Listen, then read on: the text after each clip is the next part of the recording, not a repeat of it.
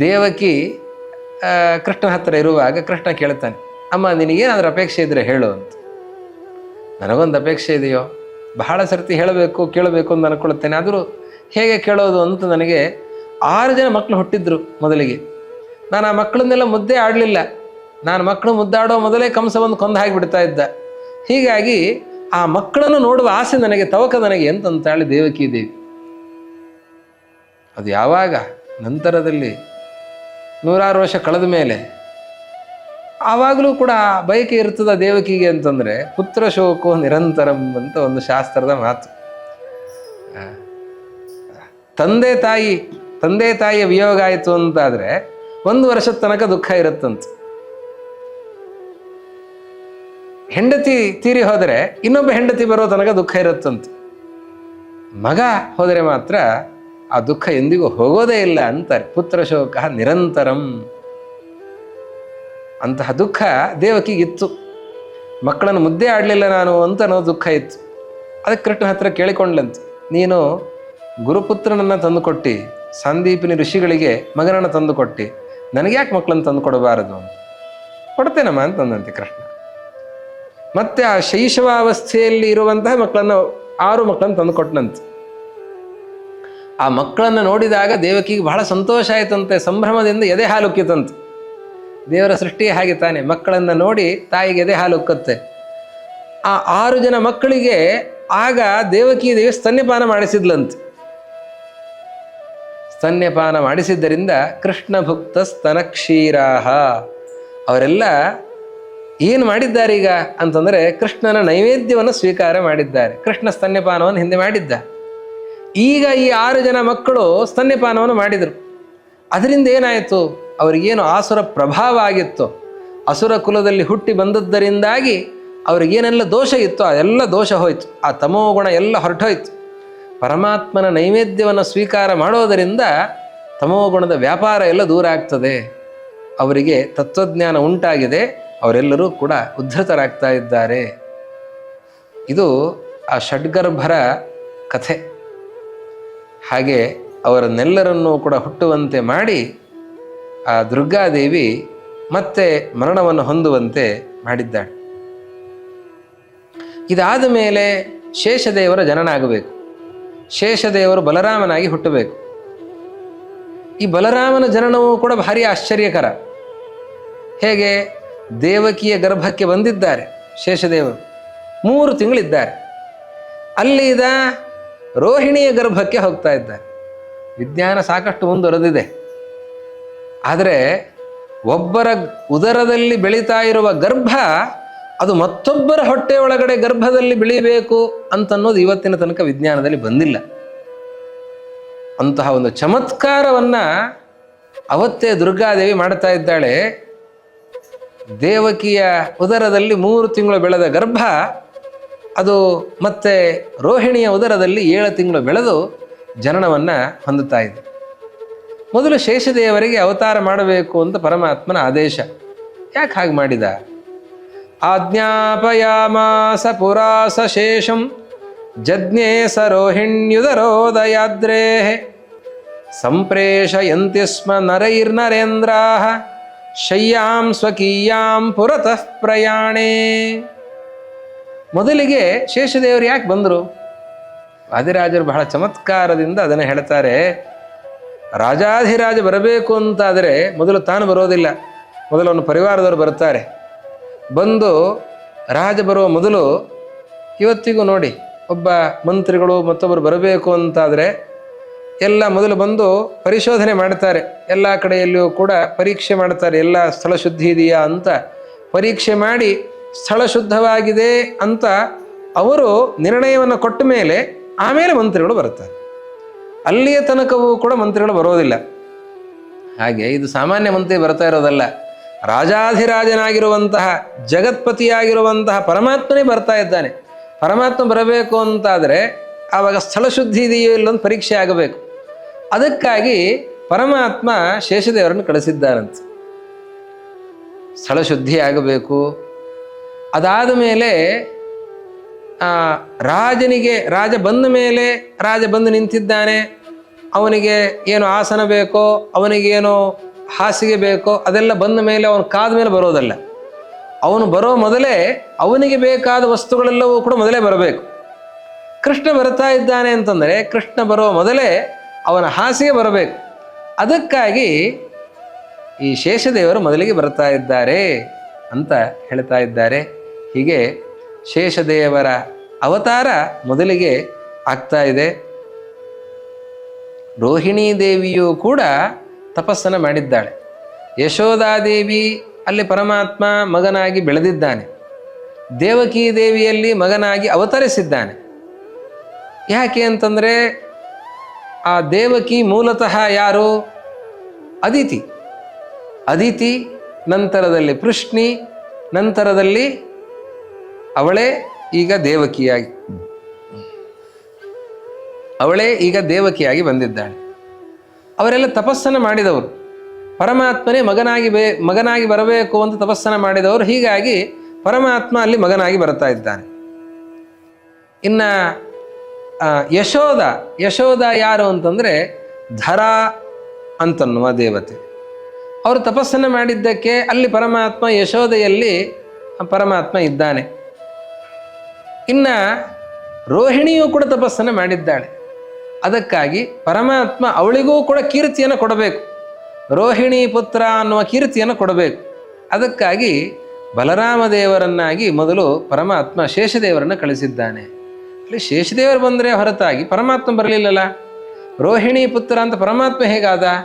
ರೋಹಿಣಿಗೆ ಪರಮಾತ್ಮನ ತಾಯಿ ಅಂತನ್ನುವ ಕೀರ್ತಿ ಹೇಗೆ ಬಂತು ಅಂತಂದರೆ, ಬಲರಾಮ ದೇವರು ಪರಮಾತ್ಮನ ಸನ್ನಿಧಾನವನ್ನು ಹೊತ್ತು ಬಂದಿದ್ದಾರೆ. ಎರಡು ಕೇಶಗಳು ಪರಮಾತ್ಮ ಉದ್ಭವರಹ ಆತ್ಮನಃ ಕೇಶವು. ಪರಮಾತ್ಮ ಎರಡು ತನ್ನ ಕೂದಲುಗಳನ್ನು ತೆಗೆದನಂತೆ. ಒಂದು ಬಿಳಿ ಕೂದಲು ಮತ್ತೊಂದು ಕಪ್ಪು ಕೂದಲು ಎರಡನ್ನು ತೆಗೆದನಂತೆ. ಬಿಳಿ ಕೂದಲು ಪರಮಾತ್ಮನ ತಲೆಯಲ್ಲಿ ಹೇಗೆ ಬಂತು? ಪರಮಾತ್ಮ ನಮ್ಮ ಥರ ಬಿಳಿ ಕೂದಲು ಆಗ್ತದ ಅಂತಂದರೆ ಪರಮಾತ್ಮನಿಗೆ ನಿತ್ಯ ತಾರುಣ್ಯ. ಅವನು 16 ವರ್ಷದ ತರುಣ. ಇವತ್ತು ತರುಣರಿಗೂ ಕೂಡ ಬಿಳಿ ಕೂದಲಾಗ್ತದೆ, ತಲೆ ಕೂದಲು ಉದುರುತ್ತೆ, ಆ ವಿಷಯ ಬೇರೆ. ಆದರೆ ಪರಮಾತ್ಮನಿಗೆ ಅಂತಹ ದುಸ್ಥಿತಿ ಯಾವತ್ತಿಗೂ ಕೂಡ ಇಲ್ಲ. ಪರಮಾತ್ಮ ಹಾಗೆ ಅದನ್ನು ಬಿಳಿ ಮಾಡಿದ್ದಾನೆ ತನ್ನ ಇಚ್ಛೆಯಂತೆ. ಅದು ತನ್ನದೇ ಆದಂತಹ ಕೇಶಗಳು. ಅದನ್ನು ತೆಗೆದ ಅಂತಂದರೆ ಅಶುದ್ಧಿ ಆಯಿತು ಅಂತಲೂ ಭಾವಿಸಬಾರದು. ಪರಮಾತ್ಮನದ್ದೇ ಆದ ರೂಪಗಳು, ಅದೊಂದು ಅವತಾರ ಅಷ್ಟೇ. ಇದು ಹೇಗೆ ಮತ್ಸ್ಯಾವತಾರ, ಕುರ್ಮಾವತಾರ ಅಂತಿದೆ, ಆ ಕೇಶಾವತಾರ. ಪರಮಾತ್ಮ ತನ್ನ ತಲೆ ಕೂದಲನ್ನು ತೆಗೆದ ಅಂದರೆ ಅದೊಂದು ಅವತಾರ. ಅದು ಪರಮಾತ್ಮ ಒಂದು ರೂಪದಿಂದ ಮತ್ತೊಂದು ರೂಪವನ್ನು ಹೊರ ತೆಗಿತಾ ಇದ್ದಾನೆ. ನಾರಾಯಣನಿಂದ ವಾಸುದೇವ ಬಂದಂತೆ, ಸಂಕರ್ಷಣ ಬಂದಂತೆ ಇಲ್ಲಿ ಎರಡು ರೂಪಗಳು ಹೊರಬರುತ್ತಾ ಇವೆ, ಕೇಶ ರೂಪಗಳು ಹೊರಬರುತ್ತಾ ಇವೆ. ಉದ್ಭವರಹ ಆತ್ಮನಃ ಕೇಶವು, ಎರಡು ಕೂದಲುಗಳನ್ನು ಪರಮಾತ್ಮ ತೆಗೆದಿದ್ದಾನೆ. ಆ ಕಪ್ಪು ಕೂದಲೇ ಕೃಷ್ಣಾವತಾರ, ಬಿಳಿ ಕೂದಲು ಅದು ಬಲರಾಮ ಅವತಾರ. ಅಂದರೆ ಬಿಳಿ ಕೂದಲೇ ಬಲರಾಮ ಅಲ್ಲ, ಆ ಬಲರಾಮನಲ್ಲಿ ಪರಮಾತ್ಮನ ವಿಶೇಷವಾದ ಸನ್ನಿಧಾನ. ಹಾಗೆ ಪರಮಾತ್ಮ ಕೇಶಾತ್ಮನ ಸನ್ನಿಹಿತ ಸಹ ತಸ್ಮಿನ್, ಅವನಲ್ಲಿ ಸನ್ನಿಹಿತನಾಗಿ ಶ್ರೀಶೋಗ್ರಜತ್ವಂ ಸ್ವಯಮೇವ ನೂನಂ ಧತ್ತೆ ವಿಧತ್ತೆ ಬಲಭದ್ರ ಮಾತು ನಿತ್ಯಂ ಸ್ವಮಾತೃತ್ವ ಸುಖಂ ಸುಖಾತ್ಮ. ಪರಮಾತ್ಮ ಬಲರಾಮನಲ್ಲಿ ಸನ್ನಿಹಿತನಾಗಿದ್ದು, ಈಗ ಸ್ವಾರಸ್ಯ ನೋಡಿ, ಕೃಷ್ಣನಿಗೆ ಅಣ್ಣ ಯಾರು? 6 ಜನ ಹೋಗಿಬಿಟ್ರು. ಈಗ ಅವರು ಅಣ್ಣ ಅಣ್ಣ ಅಣ್ಣ ಅಂತ ಹೇಳೋ ಹಾಗಿಲ್ಲ. ಇನ್ನು ಇದ್ದಾನಲ್ಲ ಒಬ್ಬ ಅಣ್ಣ ಅಂತಂದರೆ ತನಗೆ ತಾನೇ ಅಣ್ಣ ಅಂತಂತ ಇದ್ದಾರೆ. ಯಾಕೆ? ಬಲರಾಮನಲ್ಲಿ ತಾನೇ ಸನ್ನಿಹಿತನಾಗಿದ್ದು ತಾನು ಇನ್ನೊಬ್ಬರಿಗೆ ನಮಸ್ಕಾರ ಮಾಡೋ ಪ್ರಶ್ನೆ ಇಲ್ಲ, ತನಗೆ ತಾನೇ ನಮಸ್ಕಾರ ಮಾಡಿಕೊಳ್ಳೋದು. ಆ ರೀತಿಯಲ್ಲಿ ತನಗೆ ತಾನೇ ಅಣ್ಣನಾಗಿ ಪರಮಾತ್ಮ ಬರ್ತಾ ಇದ್ದಾನೆ. ಇದು ಒಂದು. ಮತ್ತೊಂದು, ರೋಹಿಣಿಗೆ ದೇವರ ತಾಯಿ ಅಂತನ್ನುವ ಕೀರ್ತಿ, ಅದನ್ನು ಪರಮಾತ್ಮ ನೀಡುತ್ತಾ ಇದ್ದಾನೆ. ಹೀಗೆ ಅವರು ಬಂದಿದ್ದಾರೆ. ನಂತರದಲ್ಲಿ ಪರಮಾತ್ಮ ಗರ್ಭದಲ್ಲಿ ಪ್ರವೇಶವನ್ನು ಮಾಡಬೇಕು. ಪರಮಾತ್ಮ ಯಾಕೆ ಬರ್ತಾ ಇದ್ದಾನೆ ಭೂಮಿಗೆ ಅಂತಂದರೆ, ಪರಮಾತ್ಮನ ಭಕ್ತರು ಭೂಮಿಯಲ್ಲಿದ್ದಾರೆ. ದೈತ್ಯರ ಸಂಹಾರ ಒಂದು ಉದ್ದೇಶ. ವಾದಿರಾಜರಂತಾರೆ, ತನ್ನವರನ್ನು ಕರೆದುಕೊಂಡು ಹೋಗೋದಕ್ಕೋಸ್ಕರ ಪರಮಾತ್ಮ ಬಂದಿದ್ದಾನೆ. ದೈತ್ಯರ ಸಂಹಾರವನ್ನು ತನ್ನ ಇಚ್ಛೆಯಿಂದ ಮಾಡಬಹುದು, ತನ್ನವರನ್ನು ಕರೆದುಕೊಂಡು ಹೋಗೋದಕ್ಕೋಸ್ಕರ ಬಂದಿದ್ದಾನೆ. ಯಾರು ತನ್ನವರು? ಪರಮಾತ್ಮನವರು ಯಾರು? ಅಂತಂದರೆ ಜಯ ವಿಜಯರು. ಜಯ ವಿಜಯರು ಹಿರಣ್ಯಕಶಿಪು ಹಿರಣ್ಯಾಕ್ಷರಾಗಿ ಹುಟ್ಟಿದರು, ರಾವಣ ಕುಂಭಕರ್ಣರಾಗಿ ಹುಟ್ಟಿದರು, ಆದರೂ ಬರಲಿಲ್ಲ. ಹಿರಣ್ಯಕಶಿಪು ಹಿರಣ್ಯಾಕ್ಷರಾಗಿ ಹುಟ್ಟಿದರು, ವರಾಹ ನರಸಿಂಹನಾಗಿ ಪರಮಾತ್ಮನೇ ಅವರ ಸಂಹಾರವನ್ನು ಮಾಡಿದ, ಮತ್ತು ಪರಮಾತ್ಮನ ಬಳಿಗೆ ಬರಲಿಲ್ಲ. ಮತ್ತೆ ಹುಟ್ಟಿ ಬಂದರು ರಾವಣ ಕುಂಭಕರ್ಣರಾಗಿ, ರಾಮನಾಗಿ ಅವರ ನಿಗ್ರಹವನ್ನು ಮಾಡಿದ, ಆದರೂ ಅವರು ಬರಲಿಲ್ಲ. ಇವರು ಹೀಗೆ ಬರೋದಿಲ್ಲ, ಇವರನ್ನು ನಾನೇ ಕರೆದುಕೊಂಡು ಹೋಗಬೇಕು ಅಂತ ಪರಮಾತ್ಮ ಕೃಷ್ಣನಾಗಿ ಈಗ ಬರ್ತಾ ಇದ್ದಾನೆ. ಕೃಷ್ಣನಾಗಿ ಬಂದು ಅವರನ್ನು ಕರೆದುಕೊಂಡು ಹೋಗಬೇಕು ಅಂತ. ಬಲಾತ್ ಪ್ರಗೃಹ್ಯ ಸ್ವ ಕವಾಟಪಾಲೌ ನಿಶಾಚರೌ ಭೂತಲ ಮೇತ್ಯದೃಪ್ತೌ ಧೃತಸ್ಕರೌತೋ ವಿನಿಹತ್ಯ ವಿಷ್ಣು ನಿಜೋ ನಿನೀಶನ್ನಿವ ಗಾಂಗತೋ ಭೂತ್. ಯಾಕೆ ಬರ್ತಾ ಇಲ್ಲ? ಪರಮಾತ್ಮನ ಭೃತ್ಯರು ಅಂತಾದ್ಮೇಲೆ ಪರಮಾತ್ಮನ ಲೋಕಕ್ಕೆ ಬರಬೇಕಲ್ಲ ಅವರು. ಯಾಕೆ ಬರ್ತಾ ಇಲ್ಲ ಅಂತಂದರೆ ಅವರ ಜೊತೆಯಲ್ಲಿ ಇಬ್ಬರು ದೈತ್ಯರಿದ್ದಾರೆ, ಅಯೋಗ್ಯರಿದ್ದಾರೆ. ಆ ಅಯೋಗ್ಯರ ಜೊತೆಯಲ್ಲಿ ಇದ್ದದ್ದರಿಂದಾಗಿ ಅವ್ರು ಹಿಡ್ಕೊಂಡು ಕುಡಿಸಿದ್ದಾರೆ ಅಲ್ಲಿ. ಅದನ್ನು ಬಿಟ್ಟು ಇವರಿಗೆ ಬರಲಿಕ್ಕೆ ಆಗ್ತಾ ಇಲ್ಲ, ಜಯ ವಿಜಯರಿಗೆ ಬರಲಿಕ್ಕೆ ಆಗ್ತಾ ಇಲ್ಲ. ಅದಕ್ಕೇನು ಮಾಡಬೇಕಾಗಿದೆ? ಆ ಜಯ ವಿಜಯರ ಜೊತೆಯಲ್ಲಿರುವಂತಹ ಅಯೋಗ್ಯರೇನಿದ್ದಾರೆ, ಅಯೋಗ್ಯರ ನಿಗ್ರಹ ಮಾಡಬೇಕು. ಅಯೋಗ್ಯರನ್ನು ನಾಶಗೊಳಿಸಿ ಅವರನ್ನು ಹೊರ ಹಾಕಿದ ಮೇಲೆ ಈ ಜಯ ವಿಜಯರನ್ನು ಕರ್ಕೊಂಡು ಹೋಗಬಹುದು. ಅದಕ್ಕೋಸ್ಕರ ಪರಮಾತ್ಮ ಆ ಕಳ್ಳರನ್ನು, ಯಾರನ್ನ ದುಷ್ಟರು ಜೊತೆಗೆ ಯಾರಿದ್ದಾರೆ ಜಯ ವಿಜಯರ ಜೊತೆಯಲ್ಲಿದ್ದಾರೆ ಅವರನ್ನು ನಿಗ್ರಹ ಮಾಡಿ ಈ ತನ್ನ ಭಕ್ತರಾಗಿರುವಂತಹ ಜಯ ವಿಜಯರನ್ನು ಕರೆದುಕೊಂಡು ಹೋಗಬೇಕು ಅನ್ನೋ ದೃಷ್ಟಿಯಿಂದ ಜಯ ವಿಜಯರು ಈಗ ಶಿಶುಪಾಲ ದಂತವಕ್ರರಾಗಿ ಹುಟ್ಟಿ ಬಂದಿದ್ದಾರೆ. ಅಸುರಾವೇಶದ ಜೊತೆಯಲ್ಲಿ ಅಸುರರನ್ನು ನಾಶಗೊಳಿಸಿ ಶಿಶುಪಾಲ ದಂತವಕ್ರರನ್ನು, ಅಲ್ಲಿರುವಂತಹ ಜಯ ವಿಜಯರನ್ನು ಪರಮಾತ್ಮ ಕರೆದುಕೊಂಡು ಹೋಗಬೇಕು ಅಂತ ತಾನೇ ಭೂಮಿಗಿಳಿದು ಬರ್ತಾ ಇದ್ದಾನೆ. ತನ್ನವರ ಮೇಲಿರುವಂತಹ ಪ್ರೀತಿ ಪರಮಾತ್ಮನಿಗೆ, ತನ್ನ ದ್ವಾರಪಾಲಕರು ಅಂತ ಹೇಳಿ ಅಷ್ಟು ಪ್ರೀತಿ ಪರಮಾತ್ಮನಿಗೆ. ಅದಕ್ಕೆ ದ್ವಾರಪಾಲಕರು ಅಂತಂದರೆ ಉಳಿದವರು ನೋಡುವ ದೃಷ್ಟಿಕೋನ ಹೇಗಿರುತ್ತದೆ? ಅವರ ಕಡೆ ಕಣ್ಣೆತ್ತೂ ನೋಡೋದಿಲ್ಲ. ಅವರಿಗೆ ವೇತನವನ್ನು ಕೊಡುವವರು ಬೇರೆ ಇರ್ತಾರೆ. ಆಮೇಲೆ ಅವರ ಆಗುಹೋಗಳನ್ನು ಇನ್ಯಾರೋ ವಿಚಾರಿಸ್ತಾರೆ. ಪಾಪ ಅವರು ತಮ್ಮ ಕಷ್ಟ ಸುಖಗಳನ್ನು ರಾಜನ ಹತ್ರ ಹೋಗಿ ಹೇಳಿಕೊಳ್ಳುವಷ್ಟು ಧೈರ್ಯ ಅವ್ರಿಗಿರೋದಿಲ್ಲ. ರಾಜ ಎಂದು ಅವರನ್ನು ನೋಡೋದಿಲ್ಲ, ಮುಖ ಎತ್ತಿ ನೋಡೋದಿಲ್ಲ. ಆದರೆ ಪರಮಾತ್ಮನ ಕಾರುಣ್ಯ ಎಂಥದ್ದು ಅಂತಂದರೆ ಅಂತಃಪುರದಲ್ಲಿದ್ದವರನ್ನು ಮಾತ್ರ ನೋಡೋದಲ್ಲ, ಮಂತ್ರಿಮಂಡಲವನ್ನು ಮಾತ್ರ ನೋಡೋದಲ್ಲ, ತನ್ನ ದ್ವಾರಪಾಲಕವನ್ನು ಅಷ್ಟೇ ಪ್ರೀತಿಯಿಂದ ಕಾಣ್ತಾನೆ ಪರಮಾತ್ಮ. ಎಷ್ಟರ ಮಟ್ಟಿಗೆ ತಾನೇ ಇಳಿದು ಬರುವಷ್ಟು ಪ್ರೀತಿಯಿಂದ ನೋಡ್ತಾನೆ ಅನ್ನೋದನ್ನು ವಾದಿರಾಜರು ಪರಮಾತ್ಮನ ಕಾರುಣ್ಯವನ್ನು ತಿಳಿಸೋದಕ್ಕೋಸ್ಕರ ಈ ರೀತಿಯಲ್ಲಿ ಅದನ್ನು ಚಿತ್ರಿಸ್ತಾ ಇದ್ದಾರೆ. ಹೀಗೆ ಪರಮಾತ್ಮ ಭೂಮಿಗೆ ಇಳಿದು ಬರಬೇಕು ಅಂತ ಸಂಕಲ್ಪವನ್ನು ಮಾಡಿದ್ದಾನೆ. ದೇವಕಿಯ ಗರ್ಭವನ್ನು ಪರಮಾತ್ಮ ಪ್ರವೇಶ ಮಾಡಿದ್ದಾನೆ. ಭಾಗವತ ವರ್ಣನೆ ಮಾಡುತ್ತೆ. ದೇವಕಿಯ ಗರ್ಭದಲ್ಲಿ ಪರಮಾತ್ಮ ಇರುವಾಗ ಬ್ರಹ್ಮಾದಿ ದೇವತೆಗಳು ಬಂದು ಸ್ತೋತ್ರವನ್ನು ಮಾಡುತ್ತಾರೆ. ಸತ್ಯವ್ರತಂ ಸತ್ಯ ಪರಂ ತ್ರಿಸತ್ಯಂ ಅಂತ ಬ್ರಹ್ಮಾದಿ ದೇವತೆಗಳು ಪರಮಾತ್ಮ ಉದರದಲ್ಲಿದ್ದಾಗ ಸ್ತೋತ್ರವನ್ನು ಮಾಡುತ್ತಾರೆ.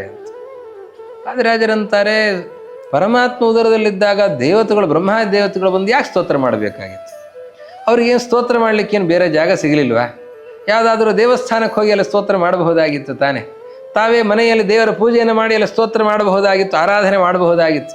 ಅದನ್ನೆಲ್ಲ ಬಿಟ್ಟು ದೇವಕಿಯ ಗರ್ಭವನ್ನು ಪರಮಾತ್ಮ ಸೇರಿದಾಗ ಗರ್ಭದಲ್ಲಿರುವಾಗ ಸ್ತೋತ್ರವನ್ನು ಯಾಕೆ ಮಾಡಬೇಕಾಗಿತ್ತು ಅಂತಂದರೆ ಬಹಳ ಸುಂದರವಾಗಿ ವಾದಿರಾಜರಂತಾರೆ, ನ ಗರ್ಭವಾಸೋ ಮಮ ಗರ್ಭೇಪ್ಯದಭ್ರಾತ್ಮ ಸುಖೈಕ ಮೂರ್ತಿಮಭ್ಯೇತ್ಯ ಪದ್ಮಾಸನ ಮುಖ್ಯ ದೇವಾ ಗೀರ್ಭಿರ್ಭವದ್ ಗರ್ಭ ನಿವಾಸ ಜಾರ್ತಿ ನಿರ್ಭಂಗ ಸಿದ್ಧ್ಯರ್ಥಮಿವಾಸ್ತುವಂಸ್ತಂ.